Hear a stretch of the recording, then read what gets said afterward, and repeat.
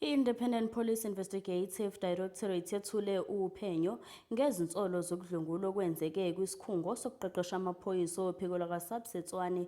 Kusolakala ukuthi umqeqeshi udlwengule obesaqeqeshwa ngolwesibili kulesi sikhungo, kanomsolwa uboshiwe wavela enkantolo osukwini lanamhlanje. Ungqongqoshe wamaphoyisa uSenzo Mchunu usigxekile isigameko futhi wakwamukela ukuboshwa komsolwa, kanti ngakolunye uhlangothi amaphoyisa aqinisekisile ukuthi isisulu sithola ukwelashwa futhi sizonikeza usizo lokwesekwa ngokomzwelo nangokwengqondo. The Ministry of Police condemns in the strongest terms the alleged rape of a trainee by an instructor at the SAPS Training Academy in Tshwane. The alleged incident occurred on Tuesday, 6th of May 2025.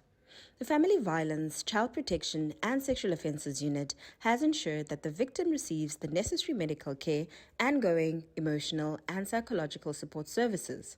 The suspect, who was swiftly arrested following the report, is scheduled to appear in court today. In condemning the actions of the instructor, Minister Senzo Mchunu expressed the following.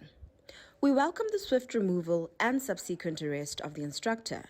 This alleged act is not only criminal in nature, but it is a disgraceful abuse of authority and a gross violation of the trust placed in those who are meant to shape and guide the next generation of police officers. To prey on a young recruit who has chosen to serve our nation through the SAPS is both reprehensible and inexcusable. This incident stands in stark contrast to the values and ethics we expect of our officers. It undermines the integrity of the police service and the tireless work of the thousands of officers who serve with honor every day.